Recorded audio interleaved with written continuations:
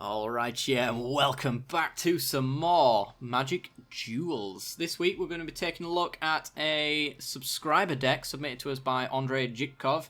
Remember, if you do have a deck that you'd like me to play in the future, then do feel free to send me either by email or in the comment section below, or even on Twitter if you want to do that as well.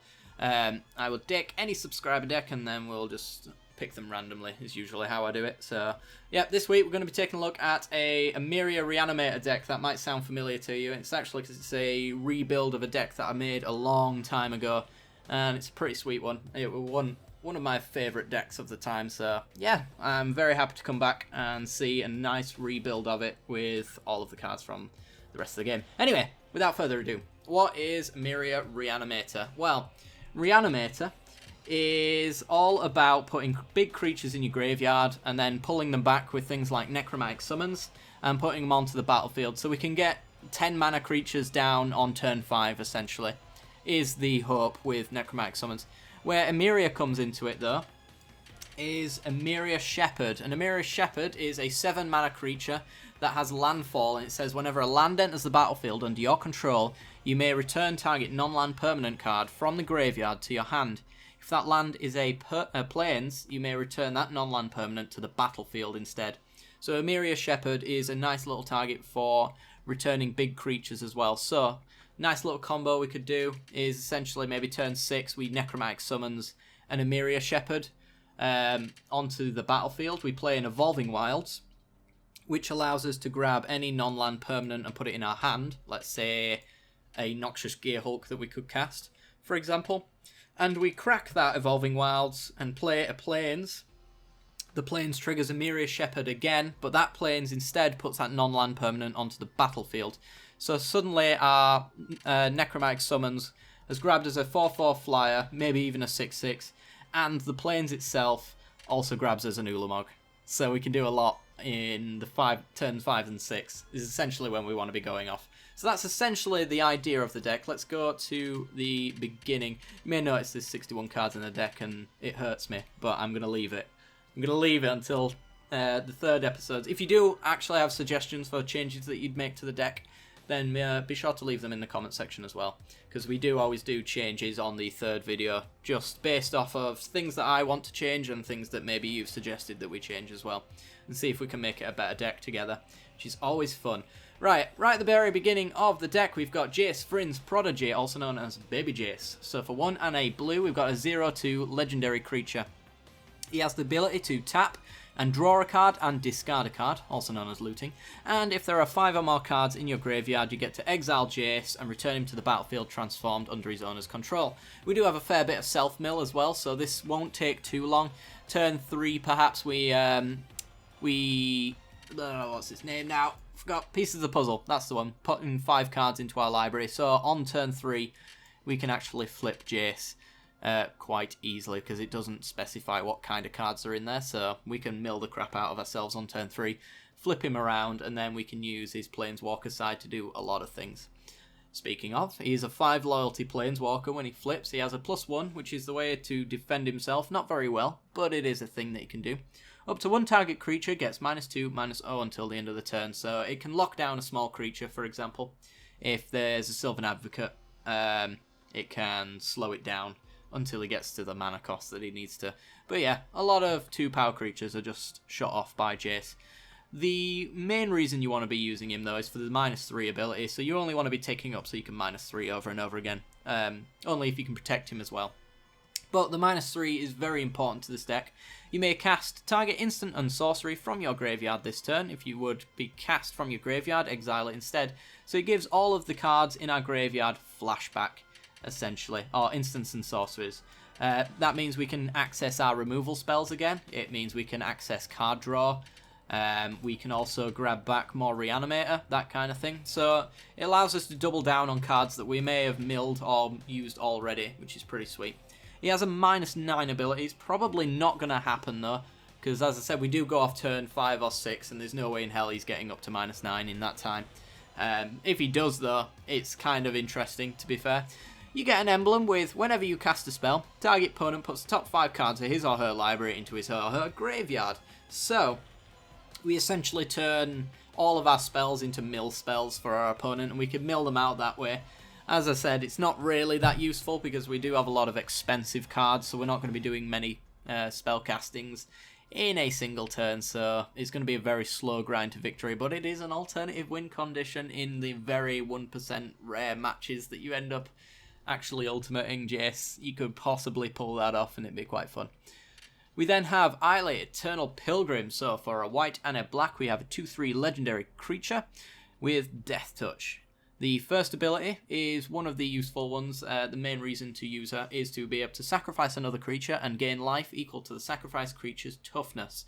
So, if we are low on life, which usually a Reanimator deck is quite low on life when it starts going off, because by turn 5 or 6 you haven't had creatures on the board, so unless you've drawn into board wipes constantly, then you're likely to have been hit a fair few times and be at a low life total.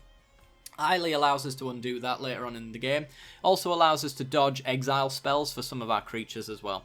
So, we sacrifice a creature, gain life equal to its toughness. So if our opponent goes for an Anguished Unmaking on our Ulamog, for example, which is one of the few ways to get rid of an Ulamog, or even a Declaration in Stone as well, we can sack it in response and gain 10 life, and then later on we could bring it back again and reuse it over and over again. So there is a lot of use for Islay there. If we do somehow manage to miraculously make it up to 30 life as well, we can use a secondary ability.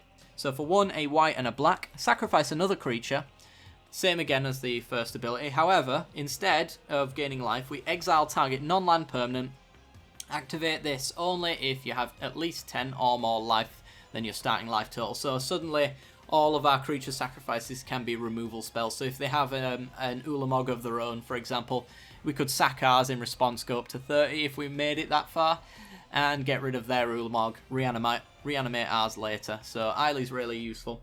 Also, a 2-mana Death Touching 2/3 can help slow down your opponent as well and buy us some time to get to turn 5 and 6, which is where we want to be.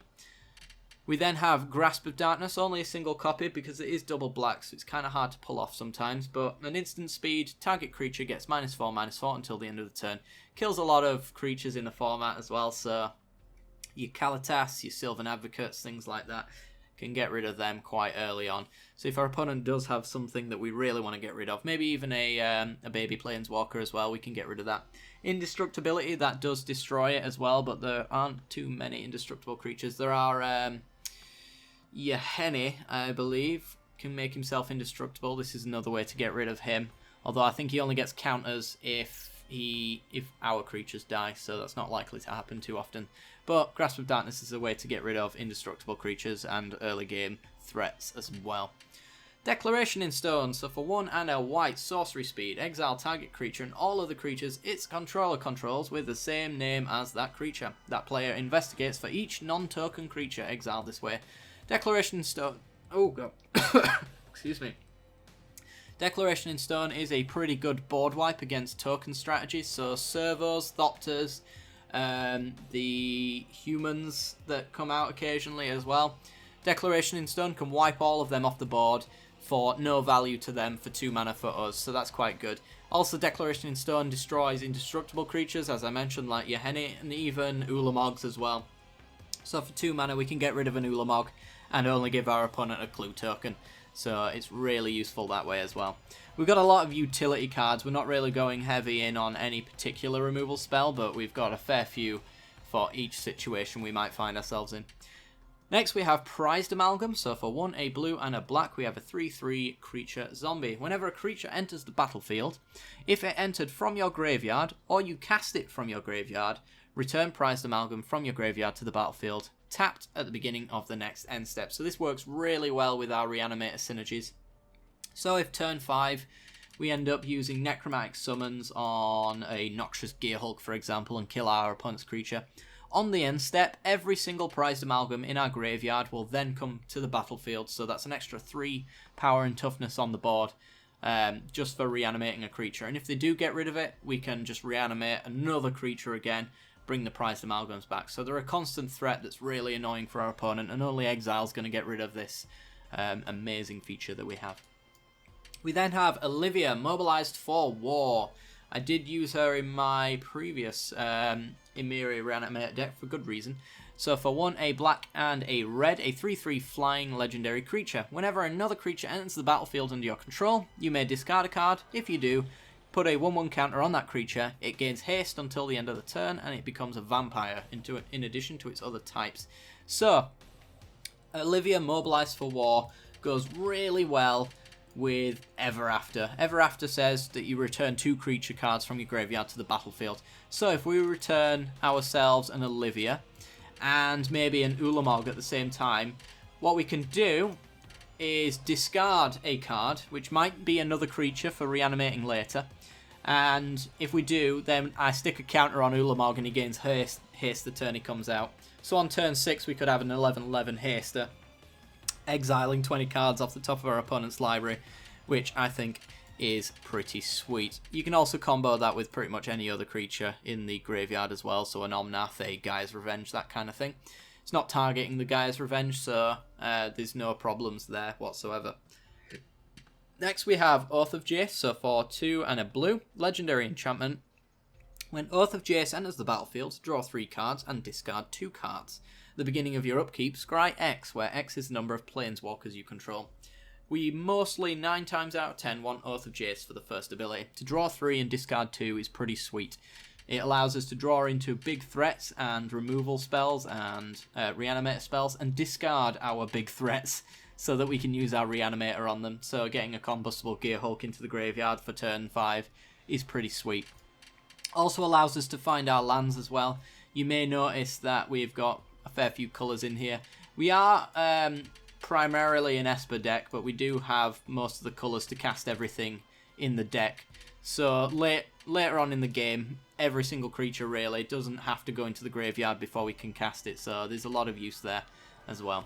We can also scry X at the beginning of our upkeep, where X is the number of Planeswalkers you control. We have a lot of Planeswalkers in our deck as well. We've got Nihiri, we've got Kiora, we've got Baby Jace, and we've got Sorin as well. So we have potential to scry a lot in this deck.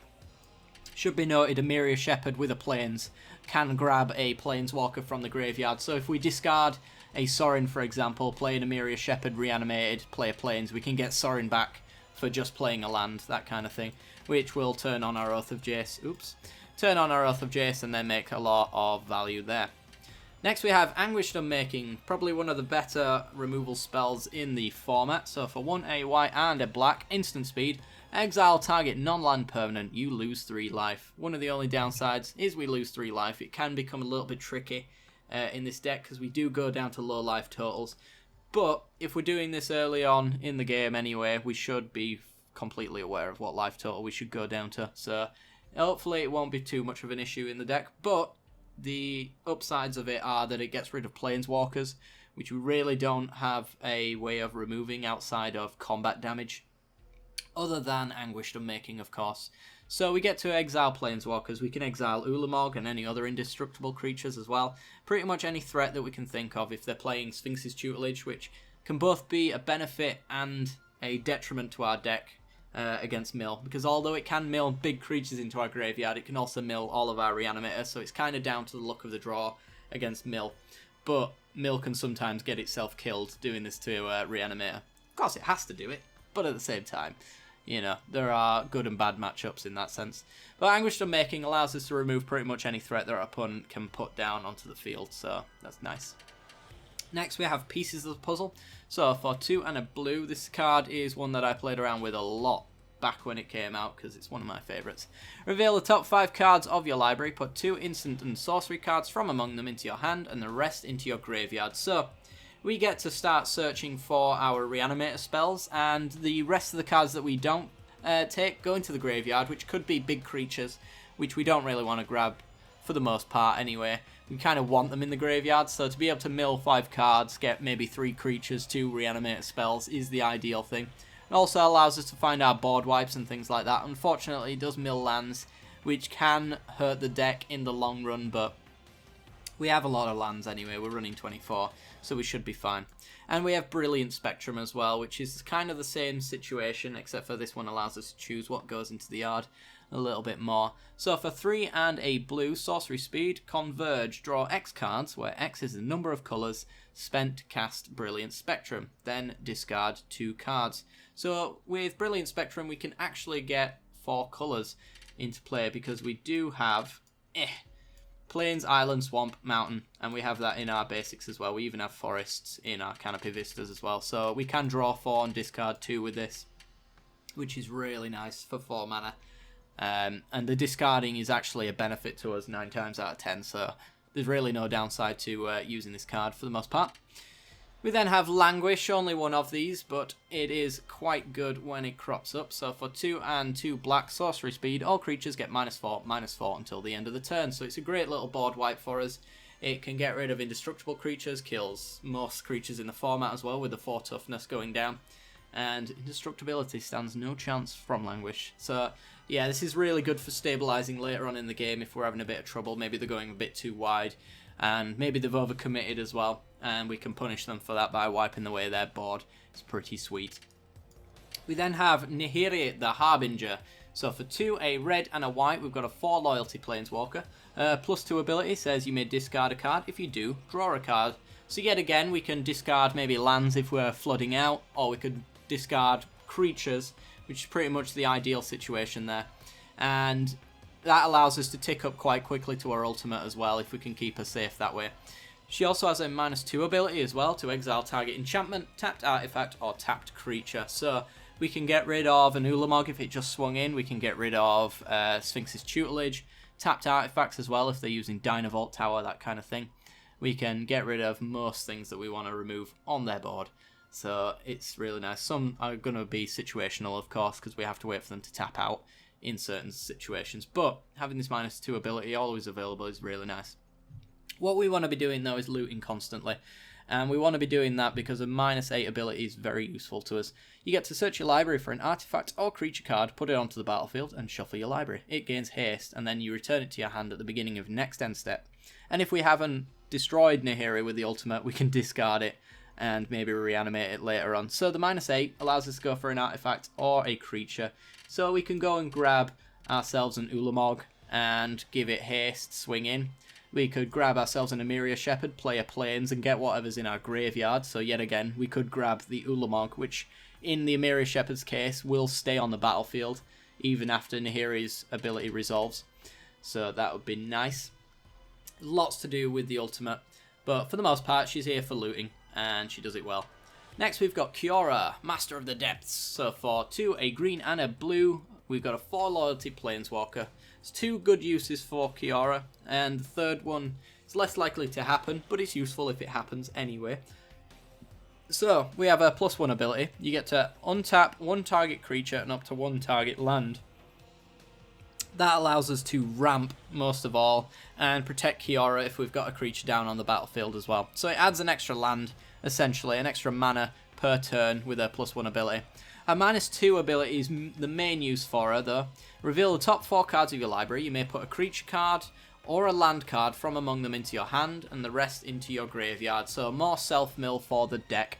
Also allows us to grab land cards, which can get us to that turn 5 if we are stuck on 4 and we need to find a land. We can straight up minus her and maybe even just throw her under the bus just to make sure we get that 5 mana so that we can bring out a big creature. Maybe it's an Emeria Shepherd.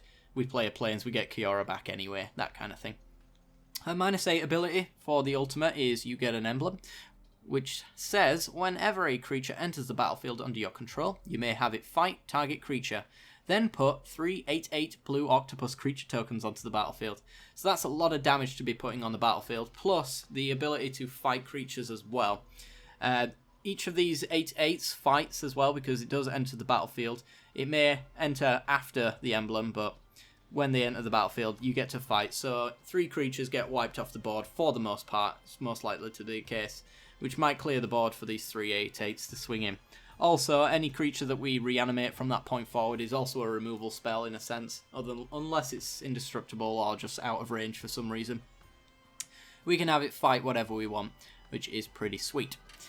Next, we've got Necromantic Summons. This is the play around card, the reason to play the deck. It's a 4 and a black sorcery speed. Put target creature card from a graveyard onto the battlefield under your control. So this allows us to grab any creature card from our graveyard and put it onto the battlefield. We can also grab it from our opponent's deck. If for some reason they've milled an Ulamog and we haven't found ours yet, we can take it from them and hit them with their own Ulamog for the win. It also has Spell Mastery, and it says if we've got 2 or more instants and sorcery cards in our graveyard, then that creature enters the battlefield with an additional +2/+1/+1 counters. Spell Mastery is really easy to achieve in this deck as well, because of the amount of self-milling we're doing. There's going to be a lot of instants and sorceries flying into our graveyard, so Spell Mastery is likely to be online by turn 4, and even if it's not, grabbing an Ulamog on turn 5 is nothing to complain about at all. So we're running all 3 copies of this because it is the best Reanimator spell, for the most part anyway. Debatably, I would say it's pretty good. Ever After, arguably better, but 1 mana more. So we'll see. It's not strictly better than anything, but it is technically better in certain situations. We've then got 2 copies of Rise from the Grave. This is pretty much a Necromantic Summons without the added bonus. For 4 and a black, put target creature card from a graveyard onto the battlefield under your control. It is black and a zombie in addition to its other colours and types.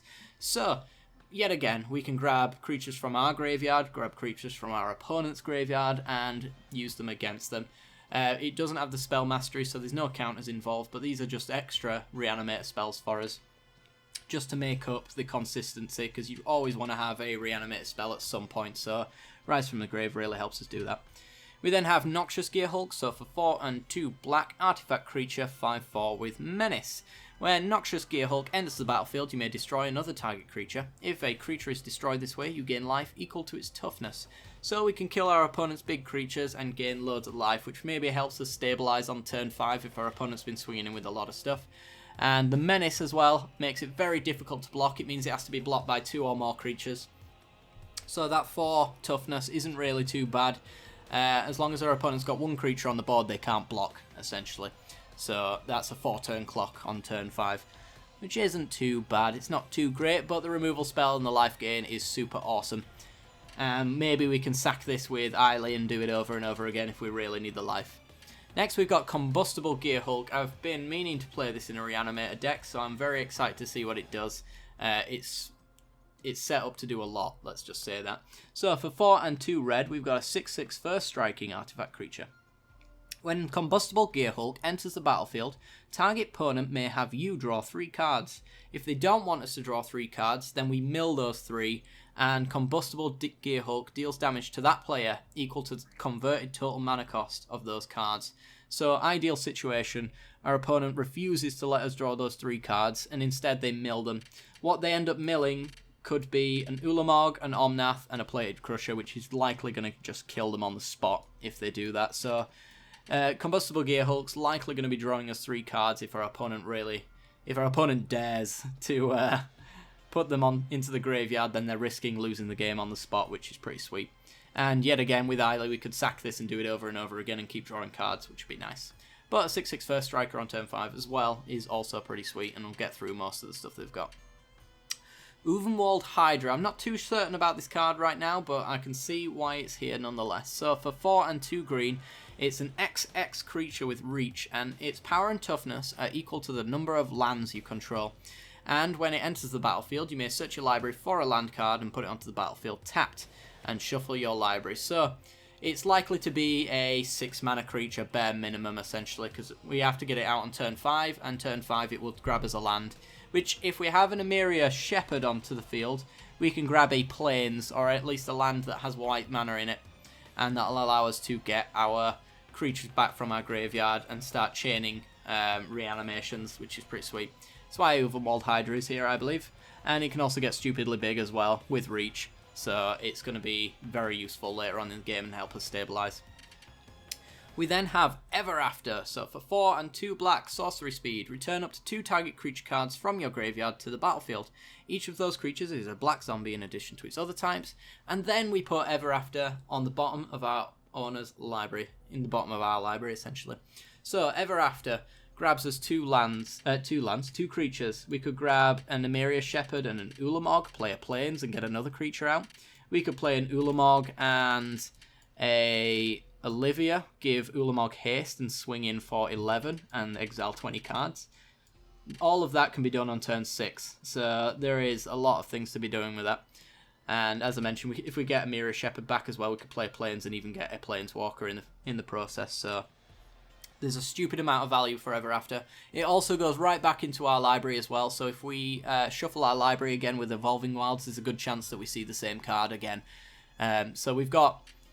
Technically, we kind of have infinite reanimations, it's just we're not going to see these very often, so it's not going to happen too often for us to keep chaining these together, but it is a thing that could be done, potentially, depending on the size of the deck and how often we get to shuffle. We then have Sorin, Grim Nemesis, so for 4, a white and a black, a 6 loyalty Planeswalker. The +1 ability gets to reveal the top card of our library and put that card into our hand. Each opponent loses life equal to its converted mana cost. So, this is card advantage, but it's also damage as well. Sorin +1ing a Ulamog is 10 damage. 10 damage on turn 6 is going to do a fair amount of stuff. An Omnath, that's a fair amount there as well. We've got a lot of things that Sorin could hit that could do a lot of damage, so he's really awesome in that sense. But it can also grab us more reanimation as well. His minus ability is very, very useful. Sorin Grim Nemesis deals X damage to target creature or Planeswalker, and you gain X life. So, Sorin can kill a Planeswalker. It's likely to be the case if he comes down on time. But he can also kill a creature and gain his life, which might help us stabilize. If we want to, with an Emeria Shepherd, just -6 him to gain 6 life, kill something, play a Plains, get him back at his 6 loyalty, and then we can +1 and use him again. There's lots of things we can do. His -9 ability says, put a number of 1/1 Black Vampire Knight tokens with lifelink onto the battlefield, equal to the highest life total among all players.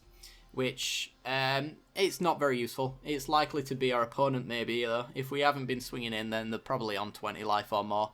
So we could get 21/1 lifelinkers, that kind of thing. It's not likely to be the case, though. You just want to be using the top 2 abilities with Sorin here. Exquisite Archangel. I'm very excited to play this card. This is the first deck that he's in.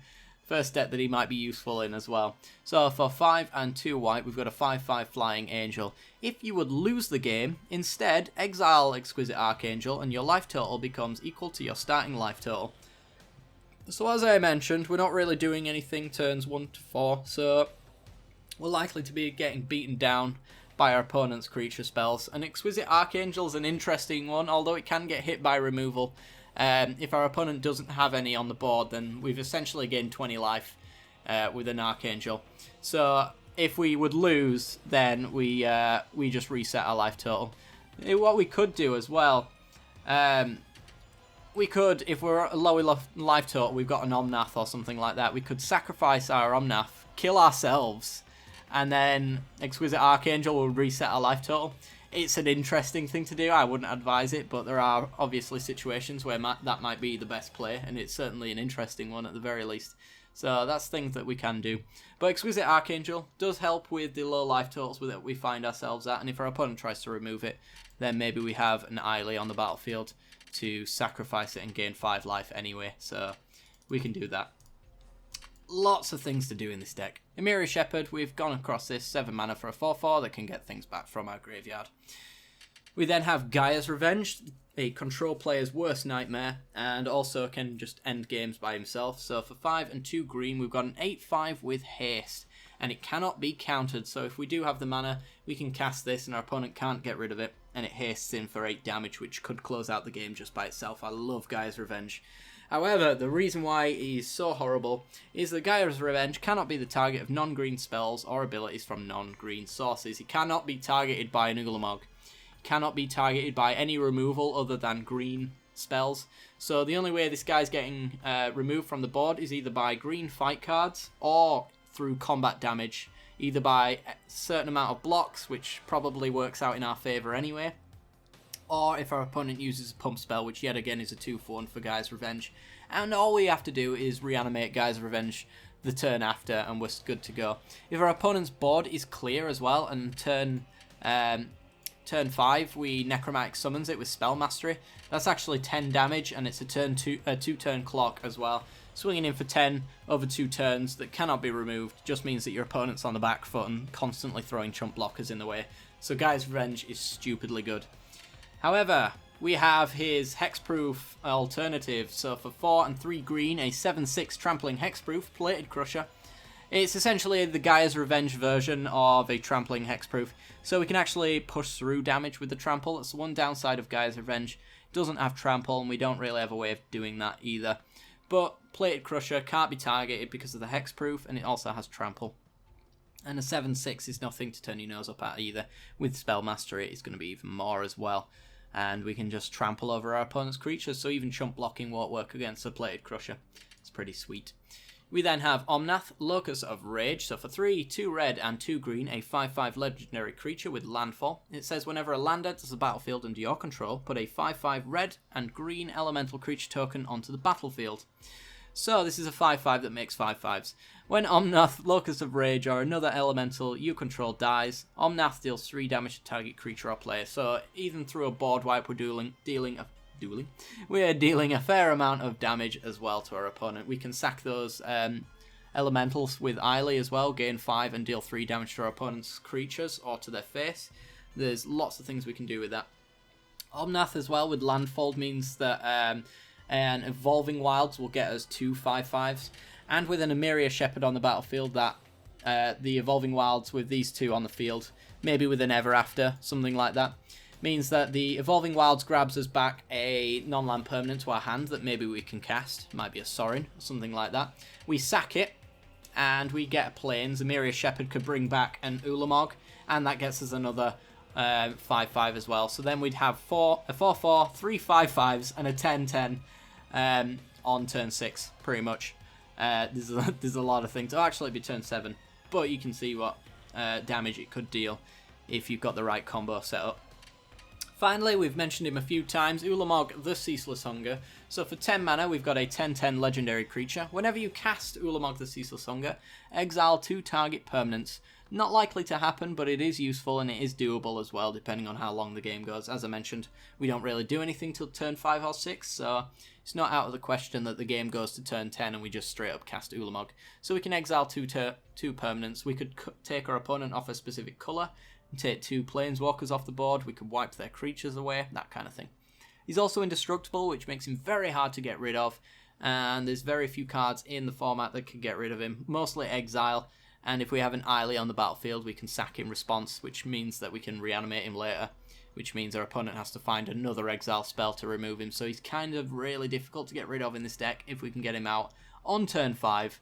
Turn 5, a 10/10 that exiles 20 cards. That's a 3-turn clock, even if he blocks. So, you know, as I was mentioning, whenever he attacks, defending player exiles the top 20 cards of his or her library. 60 cards maximum we're going to be really seeing at this rank, so... You know, we're not going to see many fat stacks, but even if we do, it won't take long for Ulamog to get rid of them. That's essentially the deck anyway, guys. Onto the mana base. It's kind of a interesting one. We've got 5 plains, 1 island, 2 swamps, and a mountain. All of these can be grabbed with Evolving Wilds, which can be found over here. So we can sacrifice Evolving Wilds, search a library for a basic land card, put it onto the battlefield tapped, and shuffle our library. So it allows us to cast pretty much everything in our deck, as well as the landfall benefits as well with the Emeria Shepherd.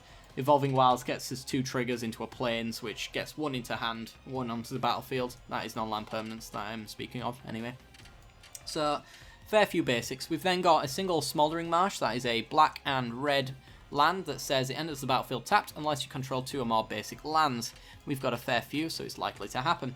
There's also a swamp and a mountain, that's kind of relevant as well. We then have the blue-black version. We have the green-white version, which allows us to play our Omnaths and our Plated Crushers and things like that. But it is also a Plains as well, which triggers Emeria Shepherd's Plains trigger, which means that we can get big creatures onto the battlefield with just a single land drop as well from the Canopy Vista. So there is that available. And yet again, with the Prairie Stream, a blue-white version, the Plains also grabs us creatures from our graveyard to the battlefield. We then have Drowned Catacomb. Drowned Catacomb enters the battlefield tapped unless you control an island or a swamp. That creates a blue-black land. So we can come into play untapped with a Prairie Stream because it is an island. Yet again, with Sunken Hollow, an island or a swamp will make Drowned Catacomb come into play untapped, as well as our basics as well will also do that. We have a single copy of the white and black version, single copy of the black and red Dragon Skull Summit, and a single copy of Glacial Fortress as well, which is the plains or island. Anyway guys, that's going to do it for the deck. I imagine this video has run on long enough. There is a lot to talk about with this deck, so if you did enjoy the look of the deck, then be sure to check it out. There is a deck list in the description below if you want to build it yourself as well. As well, if you stay for the end card, there will be a link to the gameplay that you can check out on this deck and see how well it performs in the ranked mode, and we can do that. So be sure to leave a like and subscribe if you did enjoy the deck tech, and check out the matches that should be following. Be sure to hit the little bell icon next to the subscription button to be notified when I release new videos. Alright guys, hope you enjoyed. I'll see you next time. Bye bye.